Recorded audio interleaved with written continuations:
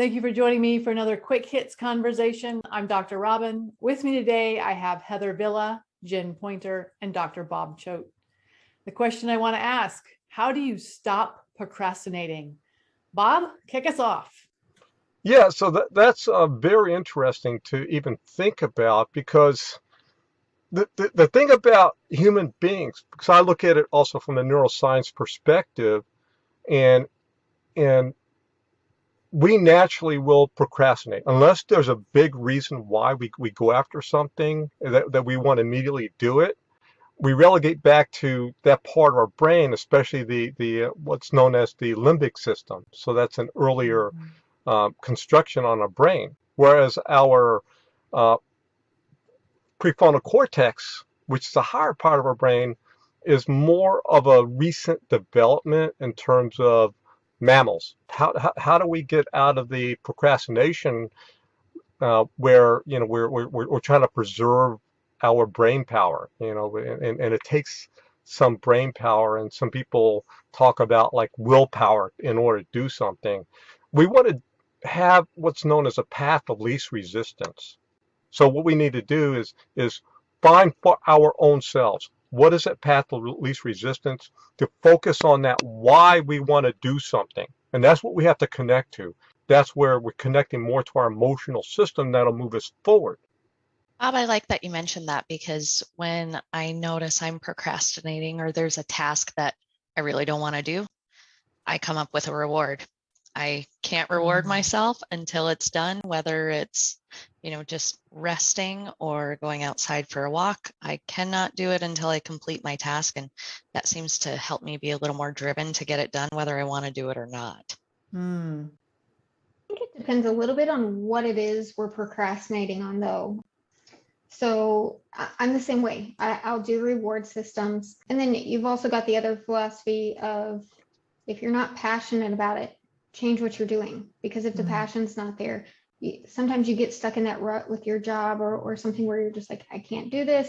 And you find yourself procrastinating more and more. And that might be the time to make that change. But one of the things I've recently started doing that's really helped a lot is, Dr. Bob, you actually mentioned emotions. I've actually tried to take emotions out of my why. When I find myself procrastinating, I stop using the emotion. I don't allow myself to make excuses that have emotional terms in them. So it can't be because of how I feel or what I'm afraid of. If I can find reasons outside of that, then maybe there's a reason I shouldn't be doing it. But if it's emotion based, I just have to push forward and get it done. I know for me, I have to notice first that I'm procrastinating. When I was in grad school, I knew I was procrastinating if I started vacuuming. Like that was my ding ding. Hello, Robyn, you don't need to be vacuuming. I don't do that as much now, but I have found that if something is conflict related, like for example, 2 weeks ago, I had to write an email to someone that was hard to write and basically say, this is not okay. I had to create a boundary. And she replied back to me pretty quickly. I left that email unread for 2 days. I had this excuse like, well, she wrote me back on the weekend and I don't have to read it. But, come like Tuesday morning, I'm like, well, Robyn, you should probably read. And it wasn't that bad. Like she totally accepted the boundary and whatever. She wasn't ugly back to me, but I had to look at that and say, why am I procrastinating? What am I afraid of? I mean, she's not going to hurt me. It's an email. I've recently been working with a coach and trying just to determine and reestablish where my goals are. I had a lot of life changes, and one of the things that I was wanting to get back to doing was daily devotionals. And I know in my mindset that I'm the type of person, I'll do it, and then when I miss a day, I really will beat myself up over that. And so my goal was to do them on Monday, Wednesday, and Friday.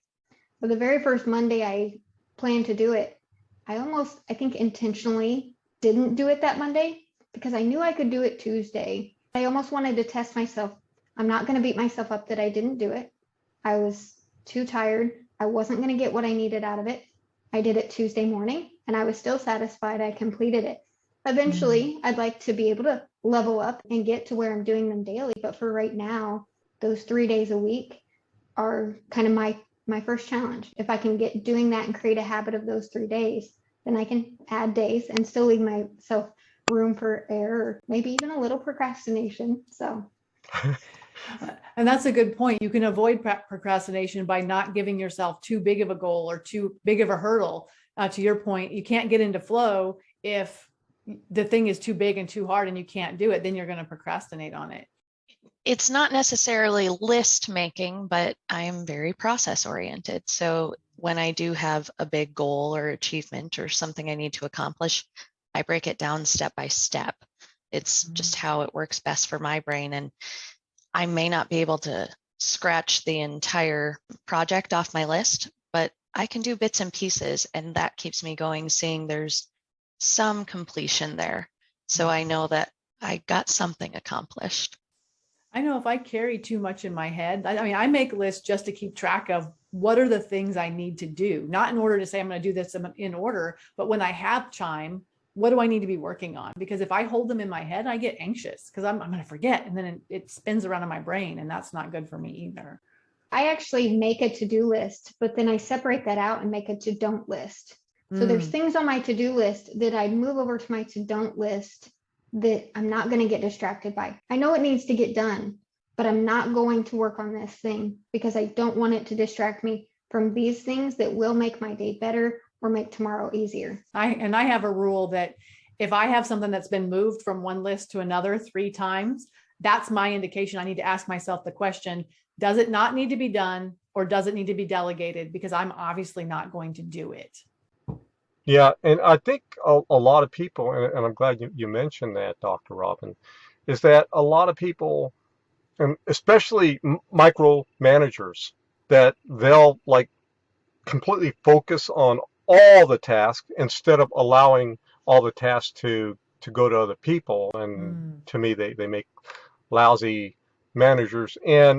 And Heather, I like when you said that you broke it down into pieces, like when you have a big goal and you break it down on smaller pieces. That's very important, because we can't like go after, because the big goal will overwhelm us. But break it down into the smaller pieces is much more effective. And it goes back to the old adage, how do you eat an elephant?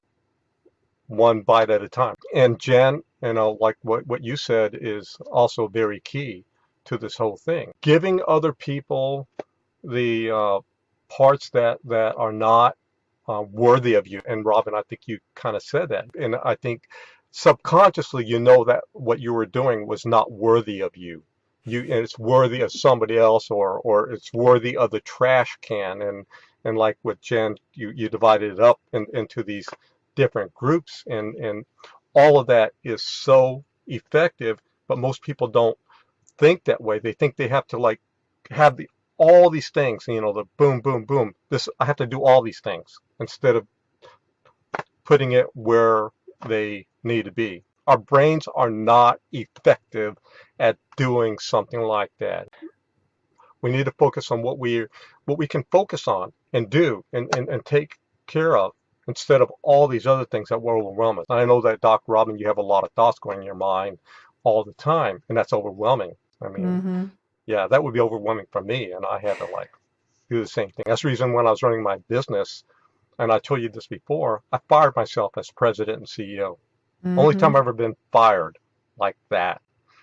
Heather, did you have a last thought you'd like to add? I just think it is really important to break things up so it's more digestible for you. You're going to achieve the bigger goal if you can break it down and find things where you can get that satisfaction of completion and you're making progress.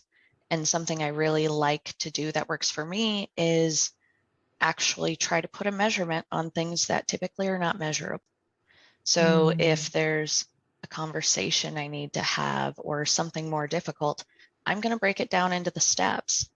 Did I plan a time for when the conversation is going to happen? Yes.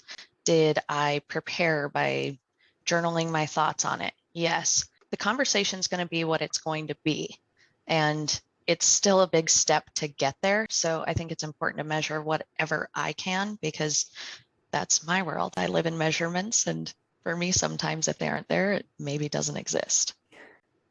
And that is our 10 minutes. So I'm going to cut us off there. Thank you so much for having this conversation with me. And I look forward to speaking to each of you again very soon.